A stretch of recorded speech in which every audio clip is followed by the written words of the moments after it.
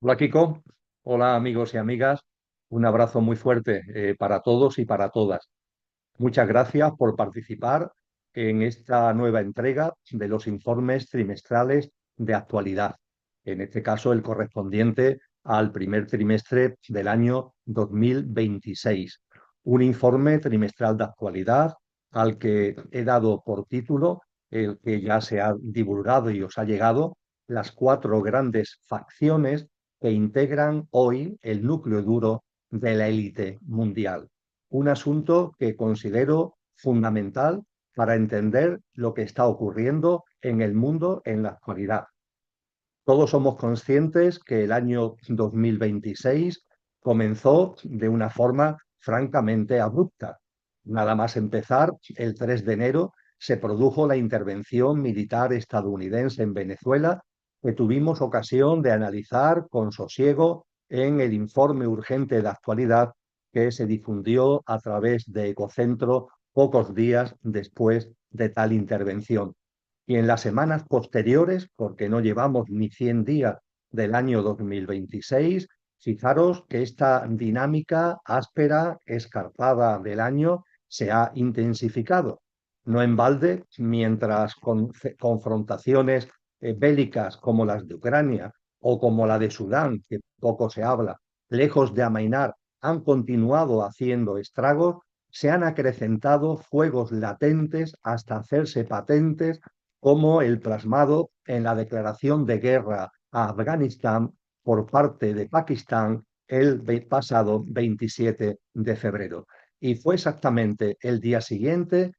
sin dar pausa, cuando Estados Unidos e Israel atacaron al régimen iraní de los ayatolás, poniendo en marcha un conflicto que en estos momentos resulta imprevisible en cuanto a lo que puede conllevar. Por una parte, conllevar de escalada regional, porque Israel también, por ejemplo, está bombardeando el Líbano e Irán está respondiendo con múltiples ataques a objetivos ubicados en distintos países árabes y en la nación hebrea, e igualmente efectos a nivel global, con repercusión, por ejemplo, muy fuerte en los mercados bursátiles o en el precio del petróleo, una energía clave para lo que es el sistema económico mundial. Ciertamente, las declaraciones realizadas ayer por Donald Trump de que la guerra acabaría muy pronto, ojalá sea así, han contribuido a apaciguar durante el día de hoy esos mercados.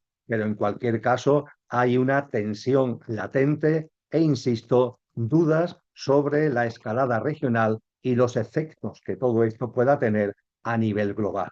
Pero en cualquier caso, lo cierto es que en el poco tiempo que llevamos del año 2026, todo este tipo de acontecimientos convulsos, de conflictos, de tensiones, están aumentando sensiblemente. Y creo que por ello nos tenemos que preguntar qué está pasando, qué motiva tal estado de cosas. Es más, por ceñir una pregunta, este tema en una pregunta muy concreta, ¿qué hay detrás de todo esto? Pues bien, el presente informe de actualidad, correspondiente a este primer trimestre del 2026, se dirige a aportar datos y consideraciones que coadyuden a contestar estos interrogantes. Eso sí, amigos y amigas, atendiendo no a los temas superficiales que atraen mayoritariamente a los medios de comunicación y las redes sociales, sino a asuntos más hondos, más escondidos, que considero que son los que auténticamente motivan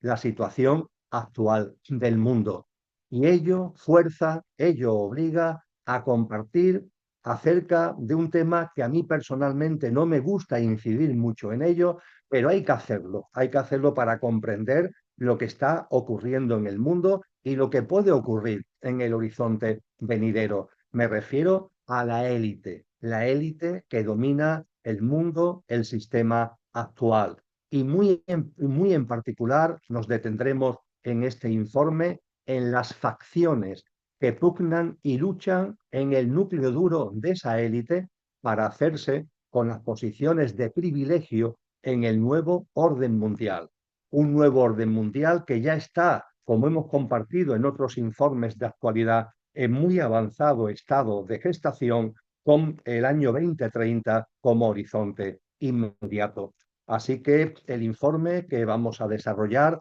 tiene dos partes. Una primera, muy intensa, muy profunda, pero en la que la analizaré más rápidamente, porque directa o indirectamente ya lo hemos tocado en otros informes trimestrales,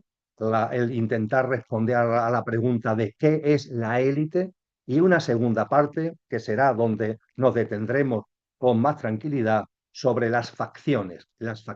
que hay en el núcleo duro de la élite, que luchan entre sí, en la parte del iceberg de la realidad que no vemos a simple vista, porque lo que vemos está en la punta de ese iceberg, y esos movimientos, esas pugnas, se desarrollan fundamentalmente en la parte del iceberg, en la parte del iceberg que no vemos. Y en la segunda parte de este informe, que repito, es donde nos detendremos con más tranquilidad, tendremos ocasión de analizar esas facciones, las dinámicas de conflicto que hay, y a partir de ahí creo que estaremos en condiciones de entender hechos como el ataque a Irán y otros muchos que están hoy en la realidad, en las noticias y en los informativos, aunque repito, en los medios de comunicación, normalmente deteniéndose en asuntos superficiales y sin entrar en lo hondo y en lo profundo que hay detrás de todo esto. Así que empezamos por qué es la élite y después abordaremos todo lo relativo a las facciones. En ese sentido, y llegado a este punto, quiero agradecer a Ecocentro Televisión que nos dé a todos, a mí y a vosotros como participantes, y os agradezco de corazón, la oportunidad de compartir estos informes trimestrales de actualidad. Gracias de corazón a Ecocentro Televisión. E igualmente, amigos y amigas, os recuerdo que estos informes están por escrito. Es decir, en mi intervención voy a hacer una especie de síntesis, una exposición sintética de lo que son los contenidos fundamentales del informe, pero el informe está a vuestra disposición. Es un informe que en este caso tiene 18 páginas y al que podéis acceder tanto a pie de vídeo, de este vídeo en YouTube, donde tenéis el enlace para poder descargar en formato PDF el contenido del informe, como también tendréis acceso a él a través de la comunidad en Telegram del proyecto de investigación, conciencia y sociedad distópica que tengo el honor de dirigir. Es un proyecto que, repito, dentro de Telegram tiene una cuenta abierta, tiene un canal abierto de forma libre, de forma gratuita, donde vamos publicando desde el proyecto textos, reflexiones siempre por escrito, como las que aquí vamos a realizar y otras muchas. Y el próximo sábado, 14 de marzo, en esa comunidad de Telegram del proyecto Conciencia y Sociedad Distópica, tendréis a vuestra disposición también el informe completo por si queréis acceder a él y por si lo queréis descargar. Así que, dicho todo esto, vamos a abordar primero con más brevedad qué es la élite y con más detenimiento las facciones que pugnan en su seno. Con relación a la élite, os recuerdo que el diccionario de la Academia Española define el término élite de una manera muy precisa. Dice literalmente minoría selecta o rectora. Fijaros, minoría y rectora. Es la descripción de la esencia de la élite, porque efectivamente la élite lo que es y representa hoy a escala global, se trata de un grupo muy reducido de personas, por tanto, esa minoría e igualmente ese grupo reducido de personas rige como rectora, rige la socioeconomía planetaria y por medio de ello la totalidad del sistema mundial vigente, como voy a insistir de manera inmediata. Y a estas dos notas definitorias que acabamos de comentar, creo que hay que añadirle 7 señas básicas de identidad más. Por un lado, que siendo sus integrantes muy pocos, atesoran la inmensa mayoría de la riqueza de la humanidad y de los recursos del planeta. En segundo lugar, que dominando el sistema socioeconómico global, gobierna igualmente el mundo en su totalidad. En tercer lugar, que de hecho ese dominio constituye un nuevo tipo de imperio que podemos denominar el imperio corporativo. En cuarto lugar, que la élite se sostiene sobre una organización jerárquica piramidal. En quinto lugar, que actúa de manera sigilosa, de modo que solo vemos los efectos de sus estrategias y acciones en la punta del iceberg de la realidad, pero no su gestación, desarrollo e implicaciones en esa parte de la masa de hielo que permanece en la sombra, tal como compartía hace un momento. Igualmente, como otra seña de identidad más, el que sostienen entre sus miembros una pugna tan soterrada como intensa, lo que le ha llevado a formar grupos o facciones que luchan entre sí dentro del núcleo duro de la élite. Y por último, que los miembros de este núcleo duro no son ateos, no son agnósticos, sino que son creyentes. Eso sí, sus convicciones espirituales son de índole involutiva, ligado a lo satánico y a lo involutivo. Lo que vamos a hacer inmediatamente es reflexionar sobre las primeras señas de identidad que acabo de compartir. En cuanto a la que está relacionada con las facciones de la élite, como vengo compartiendo e insistiendo, lo analizaremos en la segunda parte del informe. Y en cuanto a la última que he comentado, la de que tienen creencias espirituales involutivas, ya ha sido examinada en otros informes trimestrales de actualidad y en este no será tratada, por más que se halle presente como telón de fondo de muchas de las consideraciones que este informe ofrece. Eh, Repasando, por tanto, estas señas de identidad en lo que aquí nos ocupa y aquí nos interesa, lo primero a subrayar, como he comentado, es que siendo muy pocos, atesoran la inmensa mayoría de la riqueza de la humanidad y de los recursos del planeta. Fijaros, por datos proporcionados a través de diferentes estudios e informes, fue en 2016 cuando por primera vez en la historia, a partir de ahí se ha consolidado, el 1% de la población mundial alcanzó a poseer y a atesorar más patrimonio y riqueza que el 99% restante. En el informe tenéis, por ejemplo, los datos aportados por la Confederación Internacional Oxfam, que forman más de 20 organizaciones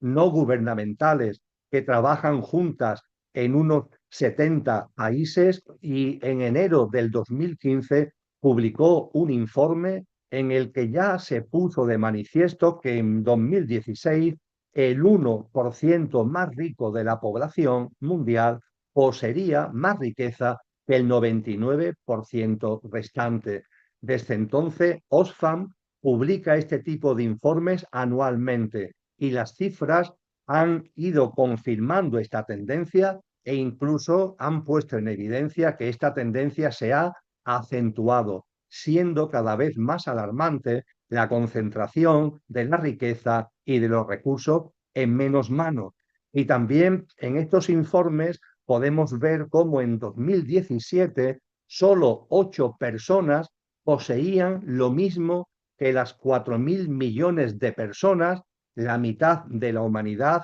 menos pudiente. Proyectando esta información y conociendo que los niveles de desigualdad no han cesado de aumentar, hoy, una década después de estos informes, es muy probable que solo 5 o 6 personas acumulen una riqueza y un patrimonio similar al 50% de la población mundial.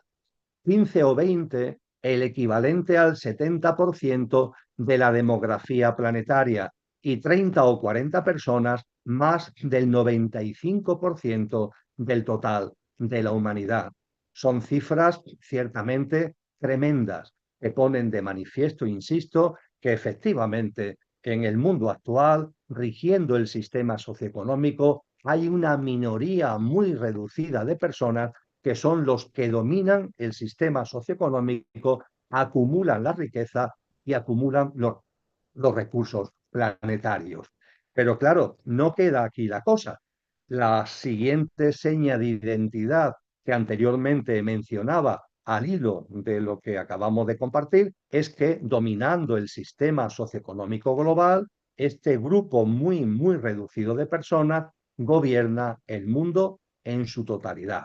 Porque ciertamente,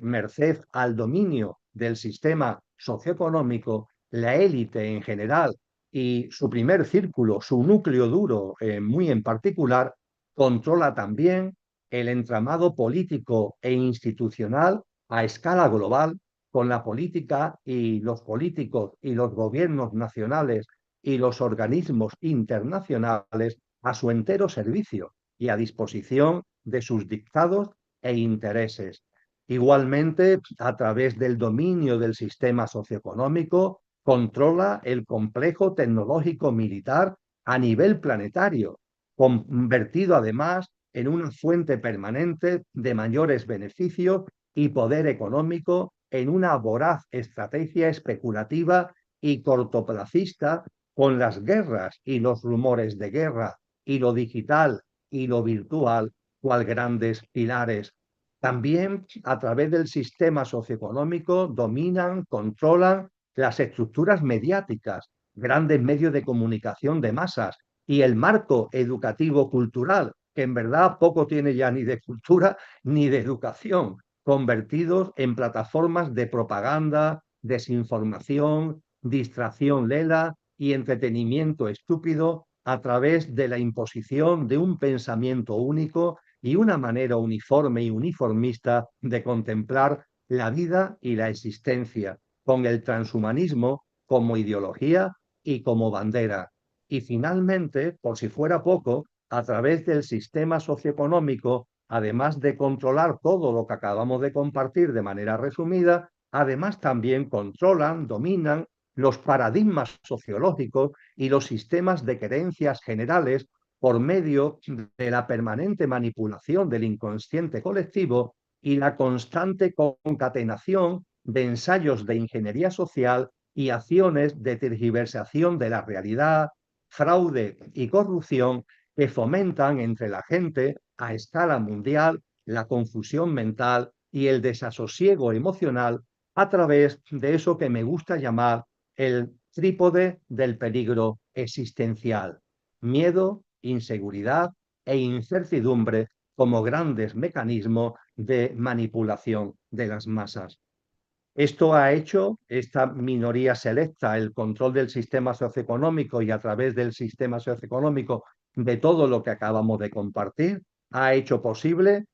otra de las señas de identidad de la élite a las que antes hacíamos mención, que aparezca un nuevo tipo de imperio, el tipo de imperio corporativo, porque ciertamente se ha dado forma al imperio más grande y potente de la historia de la humanidad. Estamos hablando, amigos, amigas, de un vasto y poderoso imperio global constituido por las megacorporaciones financieras, tecnológicas y empresariales y los megafondos de inversión.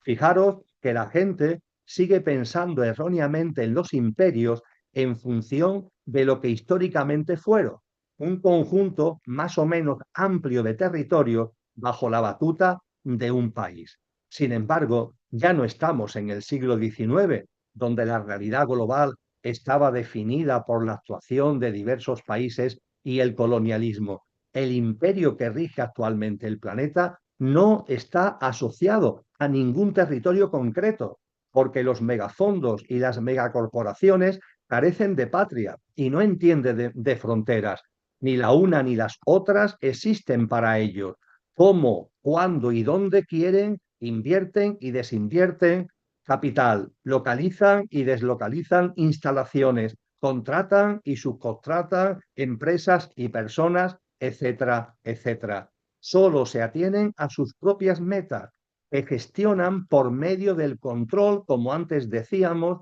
de los organismos internacionales que están a su servicio. Naciones Unidas y el conjunto de instituciones de su sistema, el Fondo Monetario Internacional, el Banco Mundial, el G20, la Unión Europea, etcétera, etcétera. E igualmente este imperio corporativo estas grandes megacorporaciones y megafondos imponen a las naciones y a los gobiernos de todo el planeta esas metas y esos objetivos que tienen. Y cuando digo a las naciones y gobiernos de todo el planeta, me refiero a todos los gobiernos sin excepción, de Estados Unidos a China, pasando por Rusia, Alemania, Reino Unido, India, etcétera, etcétera, etcétera. Y todo esto además lo realizan a través de una estructura que está organizada jerárquicamente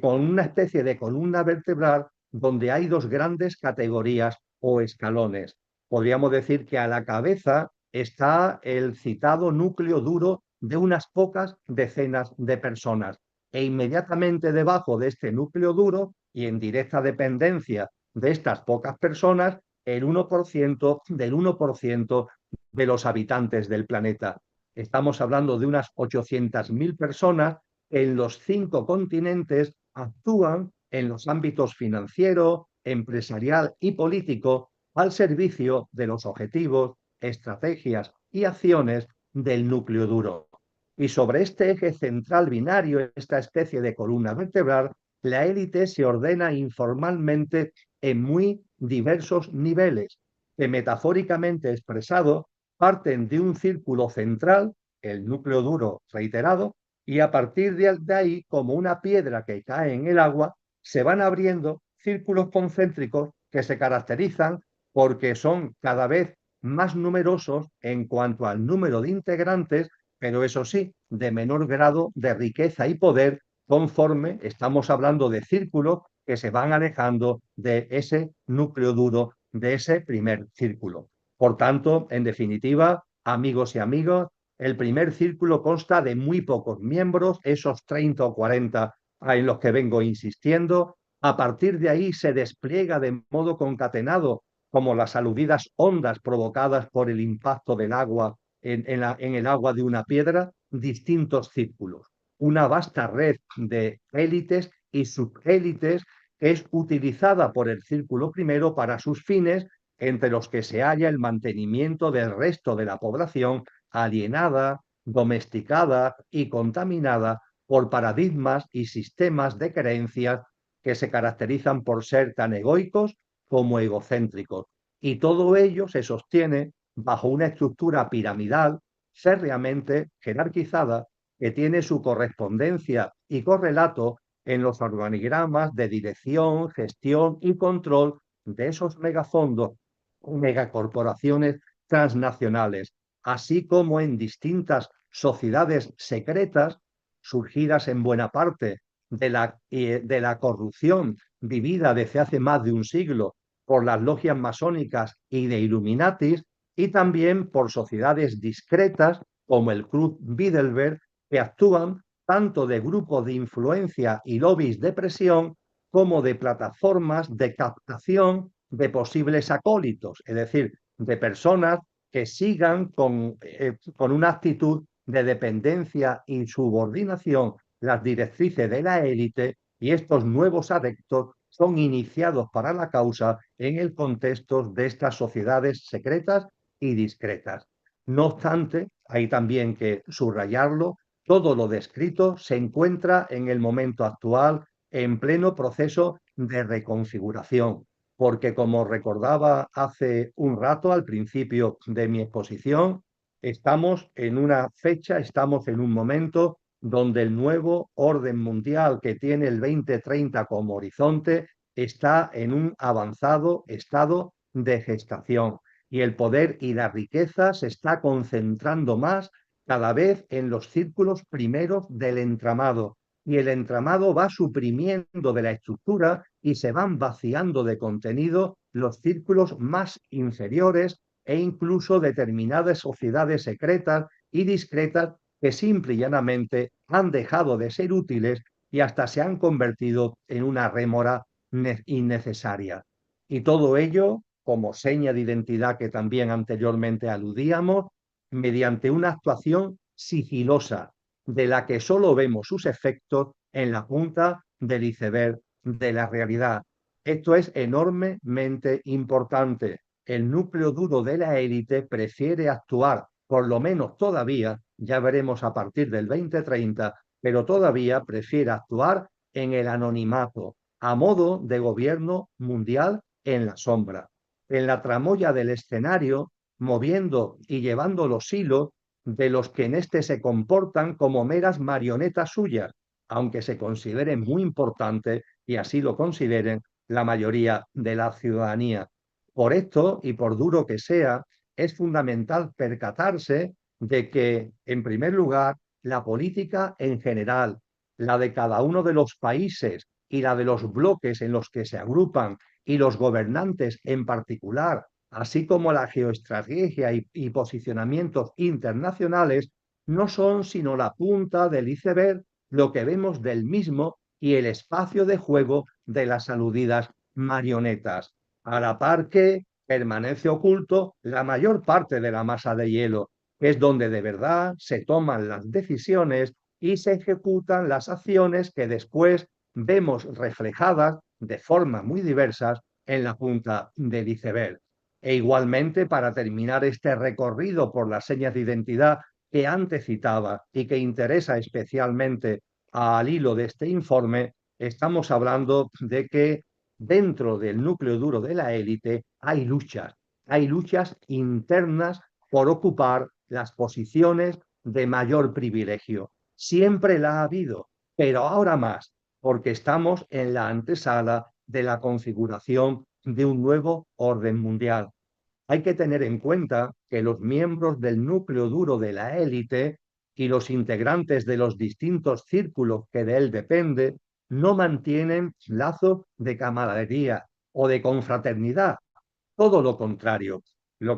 ya que faltan valores morales y valores éticos. Sus perfiles psicológicos y sus creencias involutivas, como decíamos, las tienen, pero aunque no sea este informe el lugar adecuado para entrar al respecto, los hace enormemente egoístas, egocéntricos y soberbios. Y aunque todos actúen bajo idéntica meta y red de intereses creados, luchan encarnizada y constantemente entre sí para descollar sobre los demás y ostentar el mayor protagonismo y autoridad.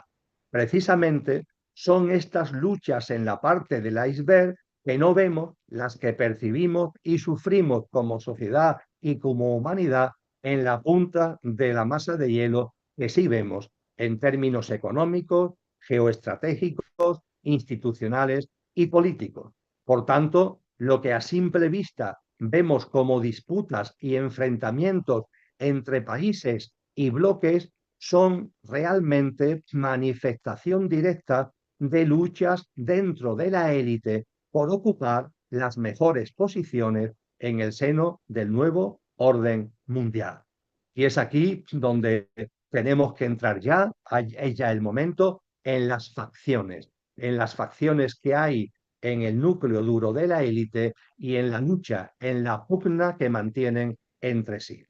Vamos, por tanto, a adentrarnos en este asunto del que se suele hablar muy poco y vamos incluso a intentar identificar cuáles son las grandes facciones, las facciones principales que hay en el seno de la élite. Como dice el título de este informe, son básicamente cuatro. Vamos a ver por qué y vamos a ver qué dinámica de confrontación y también de agrupación y agrupamiento hay entre ellas y las consecuencias que tienen en la actualidad que estamos viviendo, en cómo ha comenzado este año 2026, que está directamente ligado precisamente a la existencia de estas facciones y a las confrontaciones y enfrentamientos que mantienen entre sí para hacerse con mayor poder, no me cansaré de repetirlo, preparándose en la antesala y buscando las mejores posiciones ante ese nuevo orden mundial en muy avanzado proceso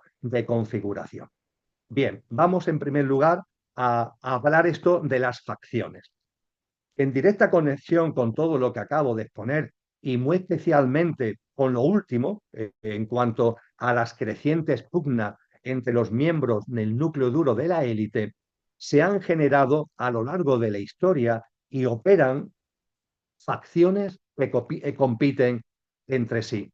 ¿Cuáles son exactamente estas facciones de la élite que andan enredadas en una especie de juego de las sillas global para quedarse con los mejores puestos, con las mejores sillas en el nuevo orden mundial? Como se mueven en la parte oculta del iceberg, la pregunta no es fácil de contestar. Ahora bien, creo que con rigor, con profundidad, podemos aproximarnos a una respuesta certera en función de lo que sí podemos divisar en la punta de la masa de hielo que está a la vista y a partir de ahí hacer un proceso de inducción y de deducción para poder percibir cuáles son esas facciones a las que estoy haciendo referencia. Creo que en este sentido es imprescindible hacer, aunque sea brevemente, un poco de historia, comenzando por el siglo XIX.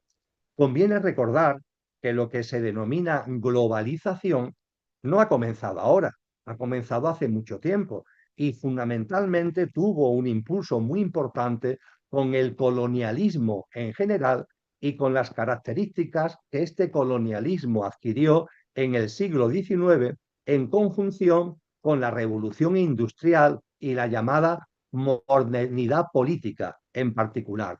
Un contexto en el que la élite, el núcleo duro que la rige, ya estaba presente, aunque con tres importantes diferencias frente al momento actual. En primer lugar, el número de sus componentes era sensiblemente superior al actual. En segundo lugar, la élite estaba mucho más troceada en facciones que en el presente, donde, como ahora veremos, se reducen prácticamente a cuatro. Y en tercer lugar, como característica diferenciadora del núcleo duro de la élite en el siglo XIX con relación al actual, a pesar de la fragmentación, una facción destacaba rotundamente sobre las demás, lo que tampoco ocurre en la actualidad al haber un mayor equilibrio de fuerzas, como ahora veremos, en la lucha por esas mejores posiciones ante el advenimiento del nuevo orden mundial. ¿Cuál era por entonces esa facción dominante? Pues la que, contemplada en la punta del iceberg, controlaba en el siglo XIX el hemisferio occidental del planeta por medio del eje Europa-América del Norte, con el Reino Unido, os recuerdo, el Imperio Británico como actor principal. Por esto, históricamente, puede entenderse que esta facción constituyó la primera facción, por lo que en el informe, a partir de aquí, lo veréis en el texto, vamos a denominarla la F1, la facción 1, porque es la que históricamente no, es la que toma el poder, por así decir, ya en el siglo XIX, la preponderante desde que el colonialismo puso en marcha el proceso de globalización. E insisto, el eje Europa-América del Norte es lo que vemos en la punta del iceberg como reflejo de esta facción 1 en términos históricos y, repito, con el Imperio Británico como actor principal en esa centuria del 1800 y pico hasta finales del siglo XIX. ¿Qué ocurre en el siglo XX? Pues bien, durante el siglo XX, el estado de cosas que brevemente acabo de compartir, acabo de recordar, fue cambiando. El siglo XX fue una centuria en la que, continuando, tenemos que hacerlo así, con la mirada puesta en la punta de la masa de hielo que podemos ver, sobresalen cuatro novedades con relación a la élite y a sus facciones. Primera novedad que sucede durante el siglo XX. El eje sigue siendo, desde luego, Europa-América, pero el eje central de esta facción 1, de esta primera facción, se va escorando hacia Estados Unidos a partir de la Primera Guerra Mundial. De hecho, Estados Unidos sustituye al Reino Unido como primera potencia económica mundial a partir de esa primera gran guerra. Y este proceso afectó a la homogeneidad y consenso que hasta entonces había caracterizado a la primera facción, a F1, lo que implicó, por un lado, la paulatina pérdida de peso de los componentes de esa facción más ligados a Europa. De hecho, para procurar paliar esta pérdida de peso, los miembros de la élite del núcleo duro, cuyo reflejo está en el contexto europeo, aceleraron la construcción de la Unión Europea en el tramo final del siglo XX para intentar parar esa pérdida de peso que se venía produciendo a lo largo de toda la centuria. E igualmente, cuando hablábamos de que este escoramiento hacia Estados Unidos en detrimento de la zona europea provoca y afecta a la homogeneidad y al consenso que hasta entonces sí había caracterizado a la facción 1, esto también conlleva confrontaciones internas cada vez más acusadas entre los integrantes de la facción, aunque a lo largo del siglo XX se mantuvo la unidad de la misma. Ya veremos que esta unidad se ha roto en lo que llevamos de siglo XXI, pero no adelantemos acontecimientos. Siguiendo todavía con la mirada puesta en el devenir de la élite y sus facciones durante el siglo XX, creo que también es necesario subrayar que en esa centuria vimos una aceleración en el proceso de concentración de capital, riqueza, recursos y poder en menos manos, minorando gradualmente el número de miembros del núcleo duro de la élite. Tras la crisis económica de los años 70 y el arranque de la revolución tecnológica, podemos decir que el número de integrantes de ese núcleo duro bajó por primera vez del centenar de integrantes. Igualmente, en la medida en que esta dinámica de concentración del poder y del capital toma carta de naturaleza de una manera apremiante, también se reduce el número de facciones con un proceso de agrupamiento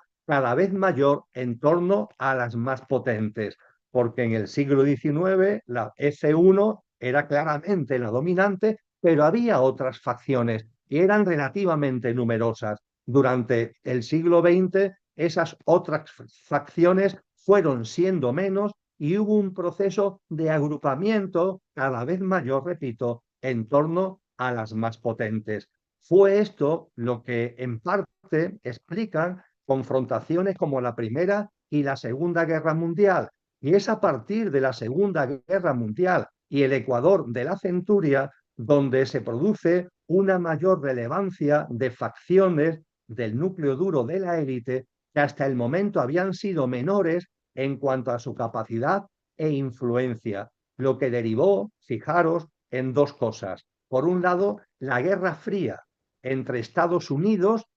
eh, con este país, el conjunto de la F1, y Rusia, que como Unión Soviética había ocupado el este europeo y ganado aliados en distintos puntos del planeta. E igualmente vemos como en el siglo XX, hablando de facciones dentro de la élite, hay una consolidación progresiva en el extremo oriente de una China cada vez más poderosa, que no solo relegó a Japón como referente en la zona, sino que prosperó hasta poder asaltar a finales del siglo pasado el segundo puesto en el ranking económico mundial. Y mientras que la élite aglutinada en torno a la Unión Soviética no fue capaz de mantener el pulso con la facción primera, con la facción 1, desmembrándose y dando lugar a la Rusia que hoy conocemos, que continúa teniendo significación, pero nada parecido a lo que fue la URSS. En cambio, la élite agrupada en torno a China sí creció en poder, y creció en poder con base en un inédito formato institucional y socioeconómico a modo de híbrido entre los modelos comúnmente tildados como comunista y capitalista, por más que ambos calificativos presenten ya un alto grado de ambigüedad. Esto fue una aportación, por así decir, del núcleo duro de la élite, que en la punta del iceberg vemos su reflejo en China, un híbrido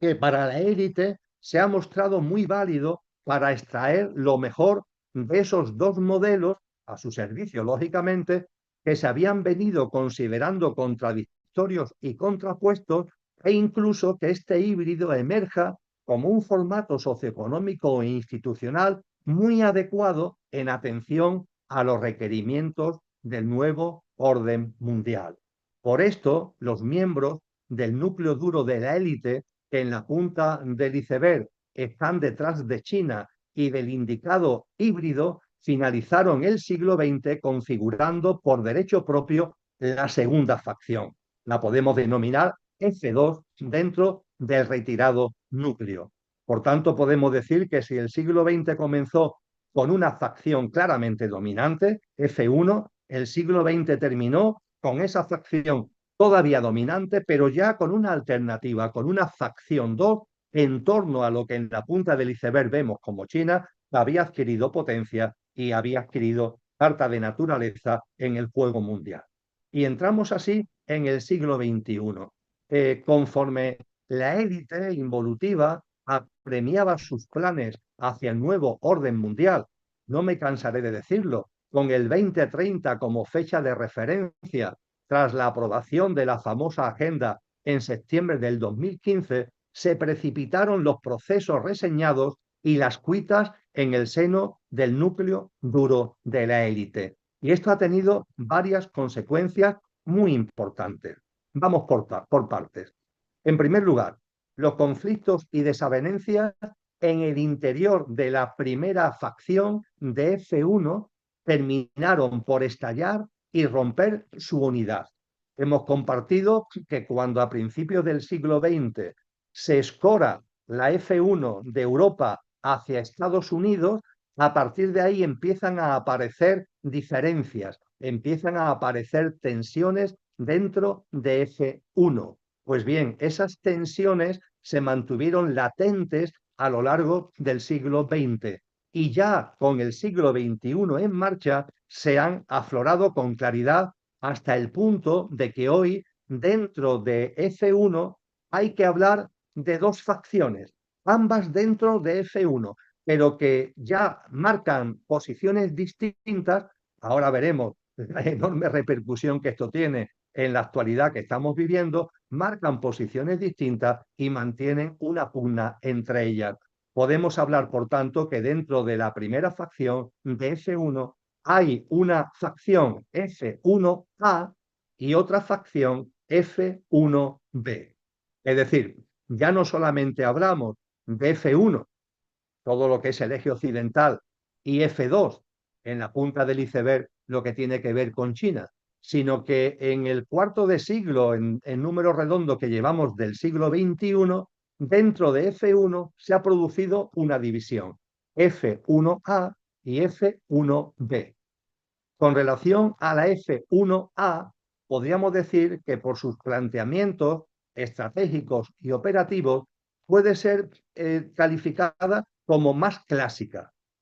por denominarlo de alguna manera. Y en la punta del iceberg, esta F1A la vemos vinculada al Partido Demócrata estadounidense, a la Unión Europea en sentido amplio, a gobiernos de perfil, entre comillas, progresista, presentes especialmente en América Latina, y en movimientos sociopolíticos que han dado lugar, por ejemplo, al llamado wokismo. Diríamos que esto, los movimientos políticos y económicos ligados al Partido Demócrata, a la Unión Europea, ciertos gobiernos denominados, entre comillas, progresistas, como los existentes algunos en América Latina, o movimientos sociopolíticos como el wokismo, son el reflejo en la punta del iceberg de lo que en la parte de la masa de hielo que no vemos es esta F1 y junto con la F1A hay una F1B. Esta facción 2 dentro de la primera facción se caracteriza por tener un carácter relativamente rompedor, mientras que la F1A podríamos decir que es más clásica en sus actuaciones, F1B tiene un carácter relativamente rompedor con relación a la dinámica tradicional en materia geopolítica, políticas, relaciones y normas internacionales, organismos multilaterales. También es más rompedora en lo económico, en todo lo que tiene que ver con reglas de comercio internacional, de competencia entre bloques territoriales. Y volviendo a poner la mirada en la punta del iceberg, esta facción F1B está detrás del movimiento político y corporativo representado en lo visible por Donald Trump y con él alineados a escala global. La estrategia de seguridad nacional aprobada por la Casa Blanca a finales del año 2025, de la que ya nos ocupamos en el informe urgente de actualidad del pasado mes de enero, dibuja muy bien los objetivos de esta facción F1B. Por tanto, podemos decir que en el arranque del siglo XXI, dentro de la facción 1, dentro de lo que históricamente ha sido la primera facción, se ha producido una división, la F1A y una F1B, más rompedora, que tiene como cabeza visible en la punta del iceberg a Donald Trump con todo lo que ello representa.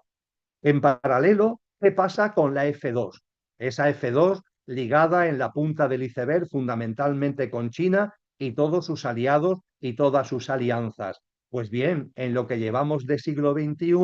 la F2, lejos de sufrir divisiones, ha ganado cohesión y ha ampliado su influencia en distintas zonas del planeta, subrayando aún más la capacidad de ese modelo híbrido antes comentado, este modelo de capitalismo de Estado, donde mercado y Estado, donde comunismo y capitalismo hacen un extraño mestizaje. Todo ello, en lo que llevamos del siglo XXI, ha seguido mostrando la capacidad de este modelo y su valor para la élite de cara al nuevo orden mundial. Y desde luego, actualmente, esta F2 está representada en la punta del iceberg por China con Xi Jinping a la cabeza. Igualmente, está reflejada en la punta del iceberg por potentes iniciativas como los BRICS, cual herramienta para avanzar posiciones y elevar su presencia en el núcleo principal de la élite. No obstante, aunque los BRICS, sabéis que es el acrónimo de Brasil, Rusia, India, China y Sudáfrica, aunque como iniciativa los BRICS surge en la F2, es cierto que una parte todavía importante de los BRICS no se han agrupado. Es decir, la parte del núcleo duro de la élite, hay una parte en ese núcleo duro de la élite que aún no está agrupada en la F2, porque de hecho hay en estos momentos una F3. Es decir, junto con la F1, que se ha dividido en F1A y F1B, y junto con la F2 hay una F3 que está configurada por aquellos miembros de la élite que todavía no se han decantado por F1 en cualquiera de sus dos versiones, la A o la B, o la F2. Por tanto, diríamos que F3 no está organizada, mientras que F1A, F1B y F2 sí está organizada como facción, F3 no está organizada. Y en el medio plazo, con toda seguridad, sus miembros terminarán integrándose en estas facciones, en una o varias de las facciones que acabamos de describir. Cuando hablamos de F3, ¿qué países en la punta del iceberg son su reflejo? Pues sin duda ninguna, antes los mencionábamos, Rusia. La Rusia de Vladimir Putin tenemos que inscribirla en F3. E igualmente economías emergentes como Brasil, India, Sudáfrica, que han tenido un acercamiento a China y por tanto a la F2, pero que todavía no pertenecen en sentido estricto a F2. Y también en esta F3 tenemos que incluir a la mayoría de los países árabes. Con relación a los países árabes, es muy importante ante lo que estamos viviendo en el momento actual que tengamos en cuenta que hay una gran división del mundo islámico, un cisma, por decirlo de alguna forma, amigos y amigas, que comenzó hace casi 1400 años por una disputa sobre quién debía suceder al profeta Mahoma. Y ese cisma se plasma hoy en el hecho de que son sunitas, es decir, representan la tradición ortodoxa y siguen la suna, el ejemplo del profeta, la inmensa mayoría de los países árabes. En total hay 22 países árabes encabezados por Arabia Saudí, custodio de la Meca, y Egipto, referente cultural y teológico del mundo islámico, y también con Jordania y el Magreb y el Golfo Pérsico incluido, que constituyen lo que es ese grupo de países árabes sunitas, 22 en total, y los que tienen una mayor potencia económica considerado globalmente. En cambio, frente a la rama sunita, hay otros países que no árabes que no son sunitas, sino que siguen el chiismo, es decir, son chiitas, seguidores de Alí, yerno de Mahoma, en una línea sucesoria a la que defiende el sunismo. Y el chiismo es minoritario en el cómputo global, con mayor presencia proporcional en Bahrein, Irak, Líbano y Yemen. Con relación a Irán, que ahora está en el foco del huracán, hay que subrayar que no es un país árabe, son persas, aunque es cierto que hoy es la gran potencia chiita del mundo. Con lo que cuando hablamos de F3, que es por lo que han venido estos comentarios sobre la división en el mundo islámico, cuando hablamos de F3, estamos hablando de, en la punta del iceberg, el reflejo de integrantes de la élite que no se han decantado por F1A, F1B o F2 y que están ahí como a la espera. Y entre los que están ahí en la punta del iceberg nos encontramos a Rusia, nos encontramos a economías emergentes, como he dicho antes, Brasil, India, Sudáfrica, y a la mayor parte de los países árabes, a los países sunitas, en el sentido que acabamos de exponer hace un momento. Y llegado a este punto, creo que estamos ya en condiciones, amigos y amigas, de entrar en lo que nos va a aportar más luz de lo que estamos viviendo a lo largo de este año 2026 y, por tanto, en el momento actual, que es todo lo relativo a las interacciones y flujos que hay entre las facciones de la élite. Unas interacciones y flujos que son muy dinámicos.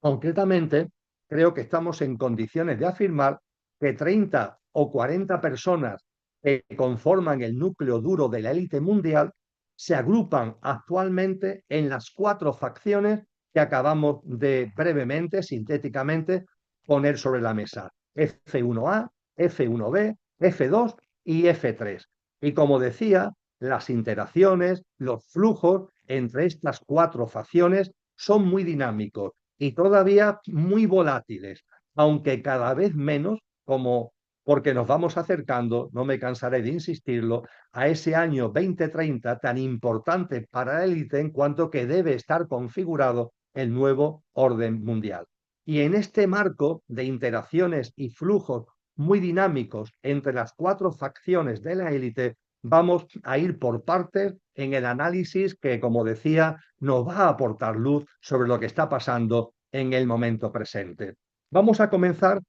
por la F1A y por la F1B. ¿Qué está pasando ahí? ¿Qué está ocurriendo en estas dos facciones que históricamente están englobadas en lo mismo, en la F1, pero que durante el siglo XXI, en lo que llevamos de siglo XXI, se han separado, aunque mantengan evidentemente unas ciertas características comunes, pero están divididas, están separadas? ¿Qué interacciones, qué dinámicas hay en el momento actual entre F1A y F1B? Entre esa F1A que en Estados Unidos tiene, por ejemplo, a todo lo que representa el Partido Demócrata como referente en la punta del iceberg que podemos ver, también tiene a la Unión Europea en esa punta del iceberg, también tienen a países, entre comillas, progresistas en distintos puntos del mundo como América Latina. Bien, cuando esto lo ponemos sobre la mesa, esa F1A, qué interacción, qué dinámica de confrontación y también a lo mejor, ahora lo vamos a ver, de acercamiento tiene con esa F1B,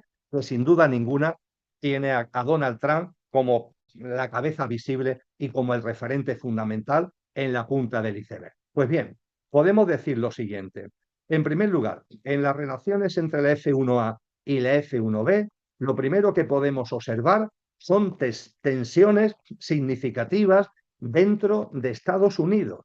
con el conjunto de fuerzas políticas, empresariales, financieras y mediáticas vinculadas a la F1A en evidente hostilidad contra Donald Trump y sus apoyos. Y también una hostilidad por parte de Donald Trump y sus apoyos con lo que representa la F1A. Y en el horizonte del 2026 hay un evento político que tiene importancia en este sentido. Son las denominadas elecciones de medio mandato. Unas elecciones de medio mandato a las que hicimos referencia en el informe urgente de actualidad del pasado mes de enero, unas elecciones que se van a celebrar el próximo mes de noviembre, donde se eligen muchos cargos políticos importantes en el Senado, en la Cámara de Representantes, más de 30 gobernadores, y donde la F1A espera poderle torcer el brazo a Donald Trump y, por tanto, a la F1B. Y conforme nos vayamos acercando a esas elecciones de medio mandato de noviembre, podríamos decir que la tensión entre F1A y F1B va a ser creciente. Y muchas de las estrategias que desarrolla la F1A y F1B de la mano de Donald Trump tienen este elemento de estas elecciones debido a su importancia en Estados Unidos como referente. Igualmente, junto con las tensiones dentro de Estados Unidos en esta dialéctica F1A y F1B, también podemos ver colisiones en cascada entre el gobierno norteamericano y la Unión Europea. Un gobierno norteamericano, una administración de Donald Trump claramente alineada con F1B y la Unión Europea nítidamente alineada casi en su totalidad con F1A. Lo ocurrido en torno a Groenlandia, pongamos por caso, con lo que puede dar de sí a lo largo de los próximos meses, es un exponente de estas colisiones encascadas entre la administración de Trump y la Unión Europea en el contexto de esta dialéctica de choque entre F1A y F1B. Igualmente, dentro de esta dialéctica también tenemos que incluir los removimientos por parte de Trump del tablero geopolítico internacional con la finalidad de fortalecer F1B. Trump no da puntada sin hilo. Algunos medios de comunicación insisten en trasladar una imagen como estrambótica, como de una persona con muchos prontos. Trump tiene detrás una élite de la cual es marioneta, no se nos olvide, una élite que no vemos porque está en la parte del iceberg que escapa a nuestra vista. Pero lo que hace Trump en la punta del iceberg que sí vemos está perfectamente medido y está decidido en esa parte del iceberg que no vemos por los miembros de la élite agrupados en la facción F1B. Y la agitación que hace Trump continuamente del tablero geopolítico internacional se debe a que como la F1B se ha desgajado de la F1, necesita adquirir carta de naturaleza, necesita adquirir más potencia. Hablaremos más adelante de que Trump vive una relativa soledad, pero eso lo dejo para más adelante. En estos momentos lo que quiero insistir es que Trump, cuando agita, y agita de una forma potente, el tablero geopolítico internacional, lo hace con el objetivo de fortalecer F1B. No lo hace por casualidad ni porque tenga un pronto. Y este objetivo de fortalecer F1B se ha manifestado en distintas cosas. Por ejemplo, amigos y amigas, en los esfuerzos por atraer a Israel y a la red de intereses judíos. Ciertamente, Israel, los intereses judíos, siempre han estado en F1, siempre en F1. Pero como la F1 se ha dividido, ahora la F1B intenta atraerse todo lo que significa que es mucho en términos de poder dentro de la élite, Israel y los intereses judíos, atraerlo hacia la F1B. E igualmente, esto también explica la necesidad de mover el tablero geopolítico internacional para fortalecer la F1B por parte de Donald Trump. Esto también explica el acercamiento a integrantes de F3, esos miembros de la élite que no están ni en la F1 en ninguna de sus dos versiones, ni en la F2, que están como a la expectativa. Y F1B ha hecho un acercamiento significativo a los integrantes o a ciertos integrantes de F3. Por ejemplo, Rusia. Por ejemplo, los países árabes, particularmente Arabia Saudí y Marruecos. Y también ciertos estados de América Latina, como por ejemplo Argentina, al unísono que en este espacio geográfico Trump amenaza a otros. De hecho, Cuba puede ser el siguiente país en sufrir una intervención estadounidense después de lo que ha ocurrido en América Latina en Venezuela. Por lo que estos removimientos de Trump, insisto, no son prontos que tenga Donald Trump. Tiene que ver con movimientos estratégicos de atracción de grupos de la élite, como los que vemos reflejados en Israel y en la red de intereses judíos, o de acercamiento de miembros de la élite que en la punta del iceberg tienen que ver con Rusia, con los países árabes, repito, fundamentalmente Arabia Saudí y Marruecos, y ciertos estados de América Latina como Argentina. Mientras esto ocurre, en la dialéctica entre F1A y F1B, evidentemente F1A también actúa. Si F1B de la mano de Trump actúa del modo que acabo de resumir, F1A también actúa. ¿Y cómo actúa F1A? Pues intentando rentabilizar en su beneficio la agitación generada por Trump. Y eso lo vemos reflejado, por ejemplo, en los guiños que F1A está haciendo actualmente China para colaborar frente al presidente estadounidense. Es muy claro al respecto, por ejemplo, el viaje que ha realizado fue a finales de febrero, que ha realizado Friedrich Merz, es decir, el canciller alemán, ha visitado China y ha tendido la mano a Pekín con propuestas de colaboración económica y fomento de los lazos diplomáticos. Evidentemente, la F1A y la F2 mantienen una tensión, son facciones distintas, pero la F1A está interesado en alguna alianza con la F2 si eso perjudica a la F1B, que en estos momentos es la gran rival, la gran contrincante de F1A.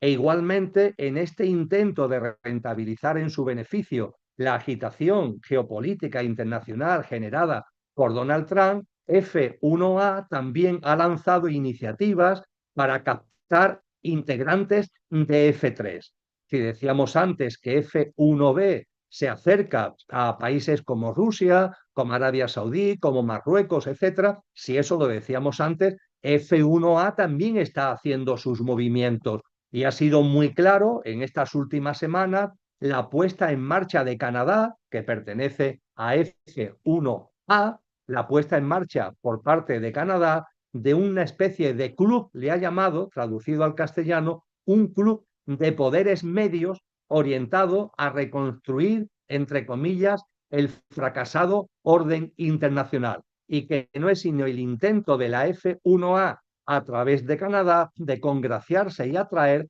a determinados miembros de la F3 a la que ya también hemos hecho tantas referencias. Y con este telón de fondo, en esta dialéctica F1A, F1B que acabamos de compartir, con este telón de fondo pueden entenderse cosas que están ocurriendo en la actualidad y que si no tenemos en cuenta lo que acabamos de compartir, no se entienden o se entienden como si fueran movimientos inconexos y repentinos que no tienen un sentido profundo, que no van a tener consecuencias de medio plazo. Todo lo contrario. El telón de fondo que acabamos de compartir es muy consistente, va a tener consecuencias en el corto y en el medio plazo y nos ayuda a entender, por ejemplo, las discrepancias con respecto a la guerra de Ucrania entre la administración estadounidense y la Unión Europea. Claro que sí, es que la administración estadounidense es F1B y la Unión Europea se integra en F1A. Y en un tema tan crucial y tan álgido como Ucrania, la administración estadounidense F1B lo entiende como una oportunidad de acercamiento a Rusia, mientras que la Unión Europea mantiene una posición distinta por sus discrepancias con la F1B y con las actuaciones de Donald Trump y el temor de que la F1B, gracias a Donald Trump, siga ganando terreno. Y en este contexto no solamente debemos entender las discrepancias estadounidenses, europeas, administración Trump, Unión Europea, con relación a Ucrania, sino que es aquí, amigos y amigas, donde hay que incluir, y es la única forma de entender, el ataque a Irán del 28 de febrero del 2026. Una decisión de Trump en la que ha resultado determinante la presión ejercida a la par desde Israel y desde Arabia Saudí. Ambos países, por razones muy distintas, pero ambos enemigos del régimen chiita iraní desde hace decenios. ¿Por qué Donald Trump ha atacado junto con Israel Irán? Porque Israel y Arabia Saudí interesan estratégicamente a F1B, como decíamos antes, porque Israel y los círculos judíos han pertenecido históricamente a la F1 y como la F1 se ha dividido, F1B, encabezada por Trump, intenta atraerse a Israel y a los círculos judíos, como también intenta tener acercamiento a los países árabes sunitas, que son los más importantes, que están en F3, como hemos dicho, pero que Donald Trump, para ganar peso desde la F1B, intenta tenerlos como socios e intenta tenerlos como aliados. Y sin duda ninguna, Israel y Arabia Saudí están en estos momentos sumamente agradecidos a Donald Trump y en la parte del iceberg que no vemos a F1B por haber realizado este ataque que estamos viviendo en la actualidad al régimen de los ayatolás en Irán. Ahora bien, fijaros, después de todo lo dicho, haciendo una especie de parada, fijaros que estamos hablando de fuertes discrepancias entre F1A y F1B, ¿verdad? Pues bien, no tengáis ninguna duda que F1A y F1B están llamadas a volver a unificarse en los próximos años. Ambas surgen de la división de esa primera facción, de la facción histórica que ha dominado el mundo desde el siglo XIX, de F1, F1A y F1B. Las dos surgen de la división de esa primera facción y están llamadas a reagruparse. Es cuestión de tiempo de que ese reagrupamiento se produzca, aunque ahora, después de lo compartido, con las tensiones y conflictos que hay en marcha, parezca difícil. Pero sí, esa unión en los próximos años se va a producir y por dos motivos fundamentales que vais a entender estupendamente. En primer lugar, porque F2 está ganando mucho protagonismo. F2 está aprovechando, está rentabilizando la división de F1 en A y en B para ganar protagonismo a escala global de una forma creciente. Es una razón muy potente que impulsa la reunificación de la F1, de la A y de la B, volviendo a la antigua alianza. Y por otro lado, también otro motivo que permite que debemos estar seguros que se producirá una reunificación de F1A y F1B es que la división interna en F1 merma la capacidad de esta y de sus dos facciones de atraer a miembros del núcleo duro de la élite integrantes de F3, lo que está favoreciendo a F2. Es decir, la división de F1 está permitiendo a los miembros de la élite que se integran en F2 ganar posiciones y está dificultando a los miembros de la élite relacionados con F1 en su versión A y en su versión B en atraer alianzas, en atraer a miembros de la élite que todavía están ahí en ese grupo no alineado, vamos a llamarlo así, de F3. Esto es muy importante lo que estamos compartiendo y son cuestiones que, repito, permiten prever que de aquí al 2029, desde luego antes del 2030, estas dos facciones de F1, A y B, esta facción F1A y esta facción F1B, están llamadas a darse la mano, por difícil que en estos momentos nos puede importar, nos pueda parecer. Y es importante al respecto que la F1A se muestra ya dispuesta a hacer suyas las nuevas reglas del juego internacional promovidas por F1B mediante los golpes de Donald Trump en el tablero político. Fijaros, F1A muy recientemente, y voy a citar algo que ocurrió ni más ni menos que en el día de ayer, se está mostrando por primera vez públicamente dispuesta a hacer suya determinadas reglas del juego que son propias de F1B, lo que pone en evidencia que efectivamente en el medio plazo puede darse una reunificación de estas dos facciones separadas, divididas actualmente en el contexto de C1. Esto ha quedado claro, amigos y amigas, en las declaraciones de Ursula von der Leyen, presidenta de una Comisión Europea rotundamente partícipe, como venimos repitiendo, de F1A, unas declaraciones formuladas en el día de ayer, el 9 de marzo del 2026, durante su conferencia anual en Bruselas ante los embajadores de la Unión Europea en el exterior, asegurando, palabras textuales, que Europa no puede ser guardiana del antiguo orden mundial. El viejo mundo ya no existe. Europa no debe gastar capital e intentar defenderlo. Y la UE, la Unión Europea, debe preguntarse si la narrativa de un mundo basado en normas es más, palabras literales, una ayuda o un obstáculo para nuestra credibilidad. Esto ha quedado con un pie torcido, ha pillado a contrapié a algunos miembros que en la punta del iceberg representan a F1A, porque es como una acentuación, es como un intento de acercamiento.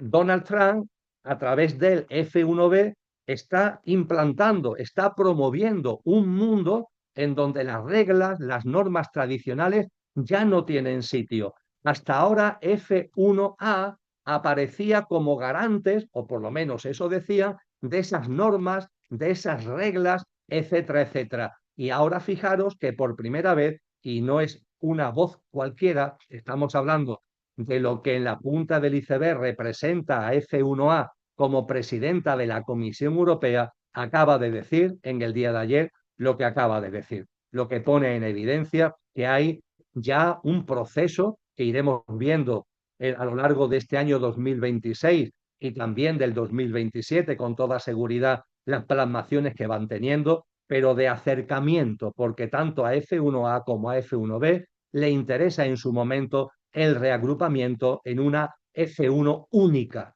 ante el influjo de peso, ante el aumento de peso de F2 y ante la necesidad de captar a miembros de la élite englobados en F3. Y no olvidéis en ese sentido que Donald Trump es presidente de los Estados Unidos hasta noviembre del año 2028. Posteriormente es difícil que sea presidente por razones de edad, ya simplemente, no ya porque lo voten o porque no lo voten, sino por razones de edad. Y se ve complicado que F1B tenga posibilidad de encontrar un líder con la fuerza, con el carisma, nos puede gustar más o nos puede gustar menos, pero es una persona con capacidad de atracción, como es Donald Trump, que está sirviéndole muy útilmente a la F1B. Es difícil que a partir de finales del 2028 tenga un referente similar a nivel mundial F1B. Con lo cual, repito, por difícil que en estos momentos pueda parecer, estoy convencido que de aquí al 2030 veremos cómo F1A y F1B se reunifican. Y en estas interacciones, en estas dinámicas de flujos, también tenemos que hacer algunas consideraciones a F2 específicas, la estamos mencionando evidentemente, pero muy específicas a F2 y también muy específicas a F3, porque hemos hablado de F2 y F3, sobre todo con relación a la dinámica F1A y F1B y las implicaciones de ello en F2 y en F3. Vamos a hablar ahora, aunque sea sintéticamente, de F2 y de F3. Algunas breves reflexiones con relación a ambas facciones del núcleo duro de la élite. Pues bien, podríamos decir que mientras que la F1A y la F1B mantienen la dinámica que acabamos de resumir, F2, lo hemos dicho ya y lo subrayo especialmente ahora, progresa. F2 progresa. Progresa en capacidad de acción, progresa en cohesión y progresa en captación de componentes de F3, a la vez que intenta establecer el modelo híbrido ya comentado como el más idóneo de cara al nuevo orden. F2 está poniendo sobre la mesa del conjunto de la élite, de esos 30 o 40 que constituyen el núcleo duro de la élite, un modelo de gestión del nuevo orden mundial, que es ese formato híbrido Estado-mercado comunista, capitalista, capitalista, comunista, que está dando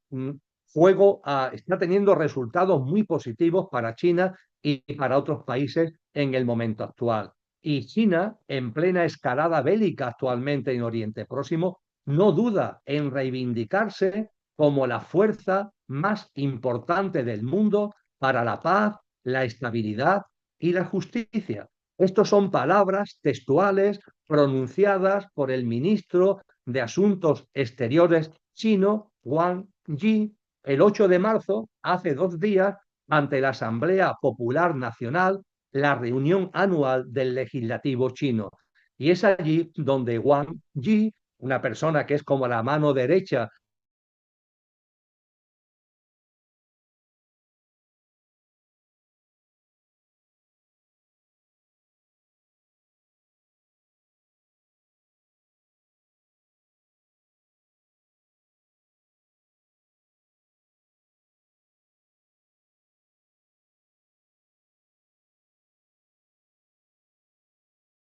la habilidad y la justicia. Y en este escenario, y hablando de F2, no se nos debe ni mucho menos pasar desapercibido la posibilidad de que, a pesar de plantarse como los garantes de la paz, de la estabilidad y la justicia, sin embargo, en este mismo año 2026, quizá dentro de no muchos meses, es posible que China acometa una intervención militar contra Taiwán.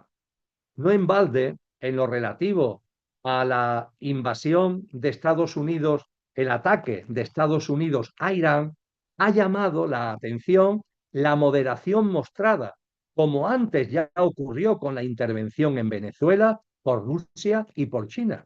Ante lo ocurrido en Venezuela, ante lo que está ocurriendo en Irán, un régimen en principio de buenas relaciones, cuasi aliado con Rusia y con China, estos dos países y sus líderes están haciendo como quejas públicas, pero realmente no están haciendo nada. Y esto está llamando la atención, esta moderación mostrada por Xi Jinping y por Vladimir Putin. Y claro, mientras que con relación a la primera puede entenderse por lo comentado sobre el acercamiento de Donald Trump a Rusia y que por tanto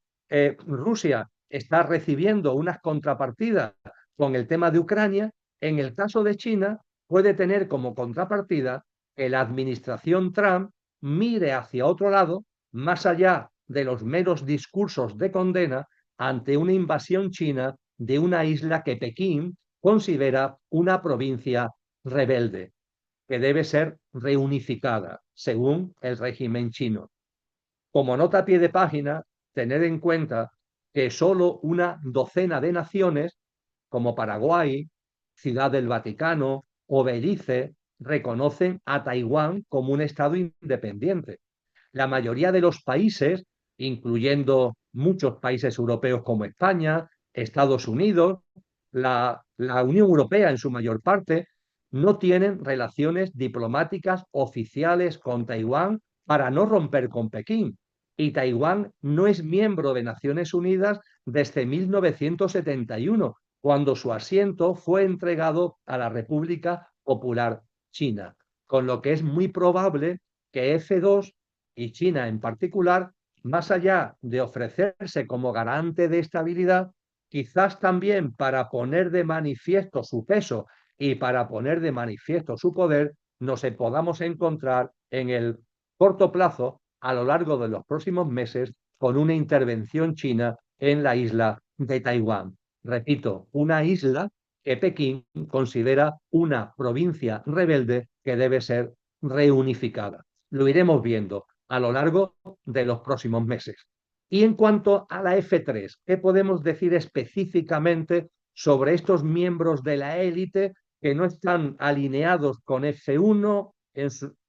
ninguna de sus dos versiones, ni con F2 y que se mantienen ahí como en compás de espera. Pues bien, lo cierto es que los miembros de F3 se irán adscribiendo paulatinamente a las otras facciones analizadas, incluidas en la punta del iceberg que tiene su reflejo en Rusia, incluido Rusia. El acercamiento de esta a F2 es indudable. El acercamiento de Putin a China es indudable, aunque se deja querer por Trump y agradece su posición ante la guerra de Ucrania, a la vez que Putin la pone en valor para lograr una mayor cuota de poder por sí misma. No obstante, en el seno de la F3 también hay integrantes en auge, como los representados por Brasil y México. Ojo, ojo con este espacio territorial. Muchos de los que seguís estos informes trimestrales de actualidad sois de este espacio territorial.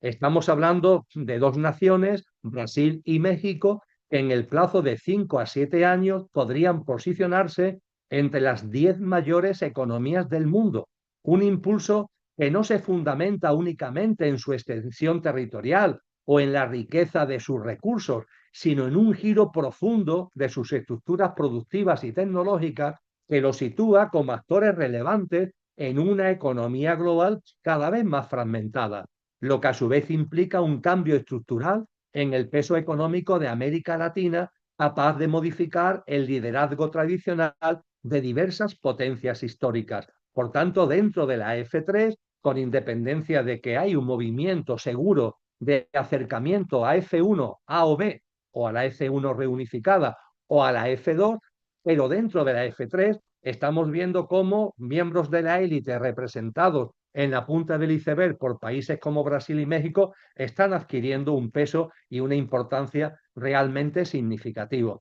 Y también, ciertamente, siguiendo con la F3, vemos también que en ella, además de algunos miembros de la élite emergente, también vemos luchas internas en la punta del iceberg que se ven como conflictos patentes o latentes. En esta segunda categoría está el existente entre Pakistán e India, que podría hacerse real.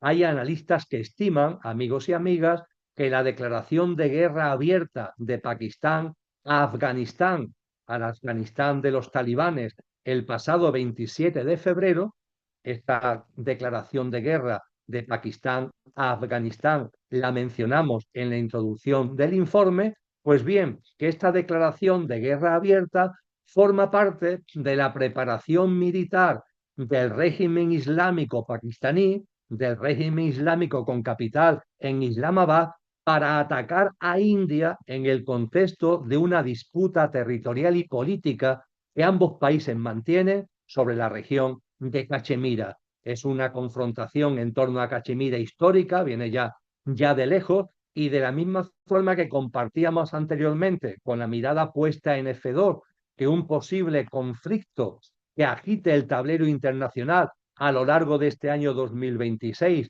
es la intervención de China en Taiwán, también tenemos que poner sobre la mesa la posibilidad de que Pakistán acometa algún tipo de acción militar, no sobre la India en general, sino sobre esa zona específica que es la región de Cachemira, aunque evidentemente eso supondría un choque de hostilidades entre las dos naciones. Y no quiero terminar este informe trimestral de actualidad sin hacer referencia a algunas otras cuestiones, ya entrando en el tramo final. Por un lado, lo he mencionado, la relativa soledad de Donald Trump. Y es que este análisis no debe ignorar que Donald Trump, como líder visible de F1B, está impulsando a esta, sin ningún tipo de duda, aunque la F1A permanece fuerte tanto en Norteamérica como en Europa. Por esto, no debe extrañar que el gobierno estadounidense haya dado prioridad a la captación de socios dentro de ambas esferas territoriales. Es decir, si os paráis un momento y reflexionáis cuáles son verdaderamente los aliados que tiene F1B con Donald Trump como cabeza visible en el mundo actual. Hombre, la presidencia de los Estados Unidos el gobierno de los Estados Unidos es algo enormemente importante, no cabe ningún tipo de duda. Y la F-1B, como venimos diciendo, realiza acercamientos a lo que representa Israel y el mundo judío, realiza acercamientos a los países árabes sunitas, etcétera, etcétera. Pero realmente, ¿qué miembros de la élite están realmente detrás de Donald Trump? ¿Cuántos son? ¿Cuáles son? Además de los que vemos representados en Estados Unidos políticamente, económicamente, ¿dónde hay otros aliados? Hay acercamientos, hay aproximaciones, pero no integrantes en el sentido estricto. La F1A sí, la F1A tiene en la punta del iceberg a una parte importante de la política y la economía norteamericana, tiene a la Unión Europea, tiene a Canadá, es decir, tiene unos aliados claros. Eso no lo tiene Donald Trump. Y precisamente, como acabo de compartir, que durante el año 2026 vamos a ver cómo F1B da prioridad a la captación de socios, fundamentalmente dentro de Estados Unidos y dentro de Europa. Eh, a este respecto, yo creo que todos conocemos lo que es el movimiento MAGA, ¿no? El hacer América grande nuevamente, ¿no? Hagamos a América grande de nuevo. Pues bien, recientemente en la Casa Blanca ha hecho público, ha sido a comienzo de febrero, no hace un mes aproximadamente, ha hecho público que va a impulsar eh, think tanks, es decir, foros de reflexión y foros de alianza y plataformas en Europa y en Estados Unidos, pero muy especialmente en Europa, afines al ideario MAGA. Y además,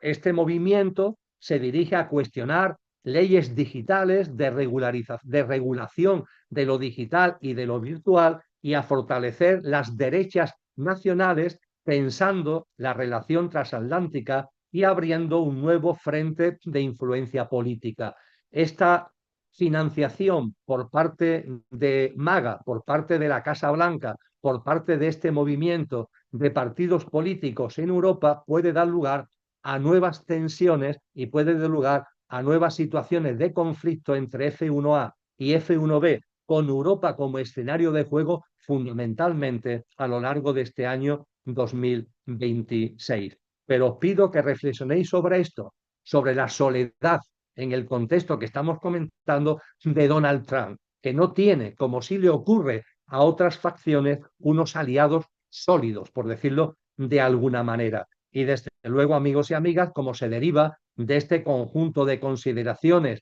sobre los flujos e interacciones entre las facciones del núcleo duro de la élite que se mueven en la parte no visible del iceberg, la nota dominante es una pugna creciente por los mejores asientos en el nuevo orden mundial. Y esto, en la punta de la masa de hielo que observamos y sufrimos, se plasmará no solo en el aumento de conflictos bélicos, que desde luego, sino igualmente en el incremento de la coerción económica, la desestabilización geoestratégica, las tensiones políticas y la subversión digital.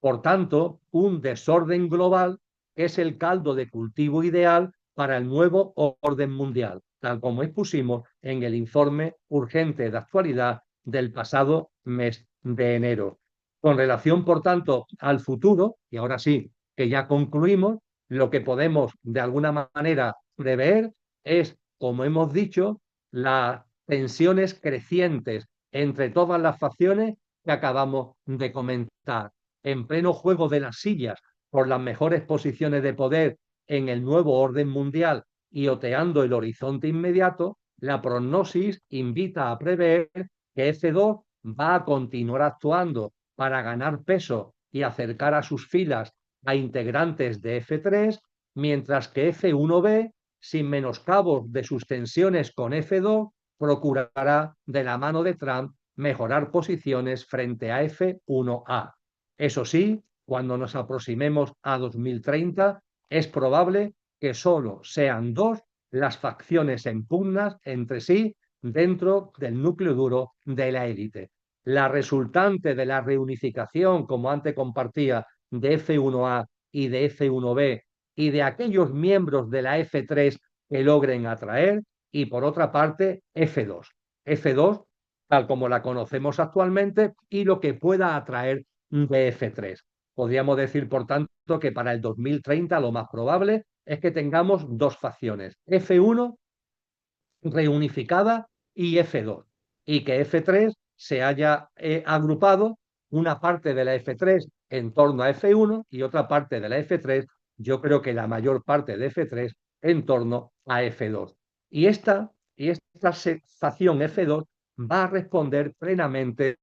es muy importante que lo tengáis en cuenta, a un perfil frío o arimánico. Mientras que en F1, esa F1 reunificada, de aquí al 2030, van a convivir en tensión lo frío y lo caliente o luciférico. Por esto, personalmente creo que es la segunda facción, la F2, la que mirando más a largo plazo parece mejor situada, dado que el nuevo orden mundial será de perfil frío, será de perfil arimánico cuando esté plenamente configurado y operativamente en desarrollo, con el transhumanismo como acicate, lo artificial y lo virtual como estandarte, y el denominado triunfo de la bestia como referencia. En cualquier caso, con estos movimientos en lo profundo y no visible de la masa de hielo que se viene utilizando como metáfora, está asegurado el incremento incesante de conflictos bélicos,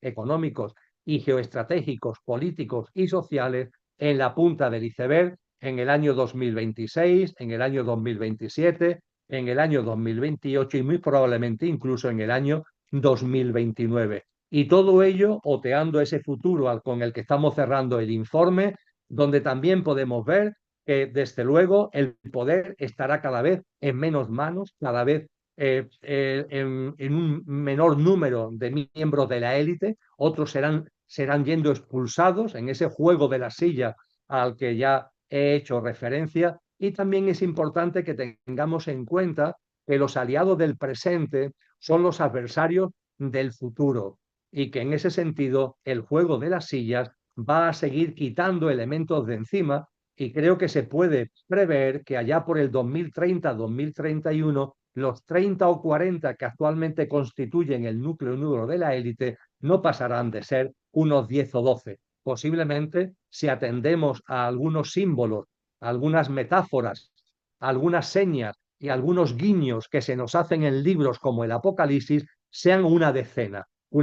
de miembros, los que además en su seno, entre ellos, decidirán o elegirán a ese que se llama bestia o a ese que se llama anticristo en el texto del Apocalipsis. Nos hemos referido a ello en otros informes trimestrales de actualidad y seguro que tendremos ocasión de volvernos a referir a ello en el inmediato futuro. Desde luego, con este telón de fondo, lo que tenemos que tener en cuenta es que se va a ir, lo vamos a observar en el 2026 y en los años inmediatos, la paulatina consolidación en el seno de las distintas facciones a las que hemos dedicado este informe de un nuevo tipo de liderazgo, un liderazgo que cabe calificar como tecnofrío. Quedaros, por favor, con el término, lo analizaremos seguro, tendremos ocasión en próximos informes. El hecho de que en las facciones, en las 4 que hay actualmente, y conforme vayan desembocando en las 2 que quedarán cuando lleguemos al año 2030 con mucha probabilidad, pues el tipo de liderazgo va a ser un liderazgo claramente de perfil tecnofrío, por ser a la vez tecnocrático y tecnológico, y frío por lo que se acaba de apuntar sobre lo arimánico que acabo de citar. Y cuando observamos buscando algún arquetipo, alguna manifestación de este arquetipo de liderazgo tecnofrío, ¿a quién podríamos mirar? Pues sin ningún tipo de duda a Xi Jinping, sin ningún tipo de duda, al presidente chino. Responde muy bien. No digo que sea él el que vaya a ser elegido nada, no, digo que hoy en el año 2026 y poniendo la mirada en lo que será el año 2030 y el tipo de liderazgo del nuevo orden mundial, responde muy bien el perfil de Xi Jinping al que será preponderante, al que tendrá carta de naturaleza con el nuevo orden mundial, y de alguna manera también Elon Musk. Esto explicaría, en lo que respecta a Elon Musk, su distanciamiento de Donald Trump.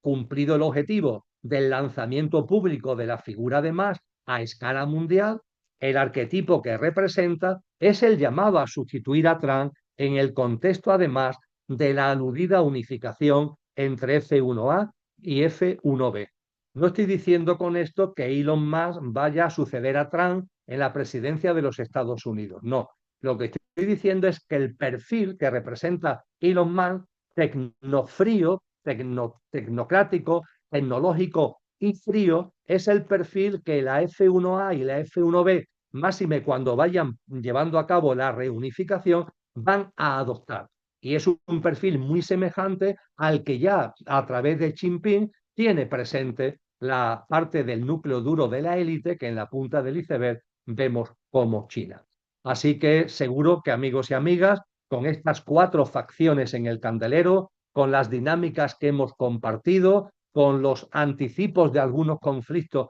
que hemos comentado, nos espera un año 2026 que va a seguir lleno de curvas. No debemos tener ningún tipo de dudas. Y como hemos compartido también en tantos informes, solemos concluir los informes trimestrales de actualidad precisamente con esta reflexión. Todo esto que compartimos en estos informes son hipótesis para la consideración. Yo no estoy en posesión de la verdad, someto esta información, estas reflexiones como hipótesis para vuestra consideración, para tener un conocimiento de causa de lo que está ocurriendo en el mundo, estar atento a los signos de los tiempos, porque esto es necesario para igualmente poder nosotros mismos tomar conciencia de lo que está ocurriendo y prepararnos adecuadamente para lo que tenemos delante. Pero desde luego,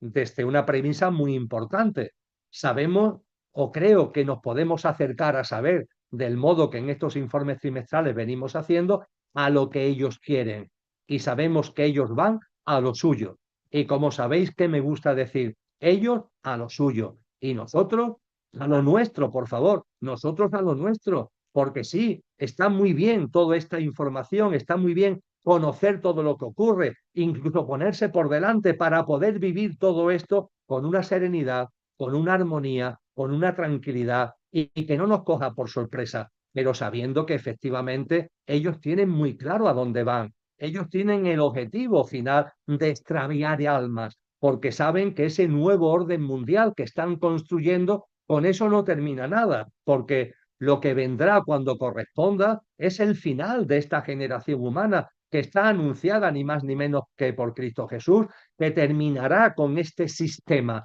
terminará con este mundo. Y para cuando ello ocurra, ellos quieren utilizar el nuevo orden mundial para extraviar almas, como palanca para extraviar almas, y que cuando se configure la nueva humanidad en la nueva tierra, el menor número de almas posibles formemos parte de esa humanidad en esa nueva tierra. Ellos están ahí, ellos a lo suyo y nosotros a lo nuestro, nosotros a lo nuestro. A lo nuestro lo que significa es que dejemos ya de permanecer anclados en la inconsciencia, dejemos ya de permanecer aferrados al pequeño yo perecedero, físico, emocional, mental y la personalidad a ello asociada. Dejemos de estar anclados en la amnesia profunda acerca de nuestro ser imperecedero y demos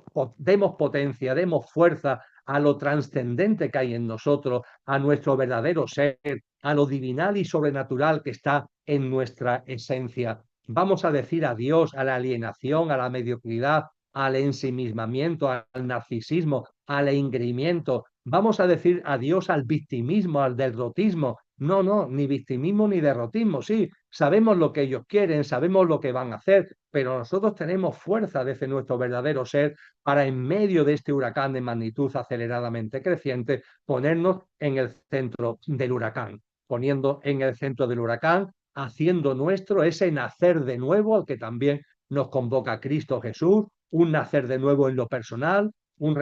nacer de nuevo en relación con los demás y un nacer de nuevo en relación con la vida y en la naturaleza, para ir generando ya aquí, ahora, espacios que tienen que ver con esa nueva humanidad. Esa humanidad que ya está latente en tu corazón, que ya está ahí brillando en tu alma, esa humanidad en una nueva tierra que llegará exactamente cuando corresponda, mientras que ellos están a lo suyo, nosotros a lo nuestro, a crear espacios aquí ahora, en lo personal y en lo social, que vayan ya plasmando, que sean como embrión, como semilla de esa nueva humanidad. Que toda la información que se intenta dar como hipótesis para vuestra consideración en estos informes trimestrales de actualidad no nos despiste de lo fundamental. Todo lo contrario, que toda esta información sea un acicate, sea un revulsivo para lo fundamental. Ellos a lo suyo y nosotros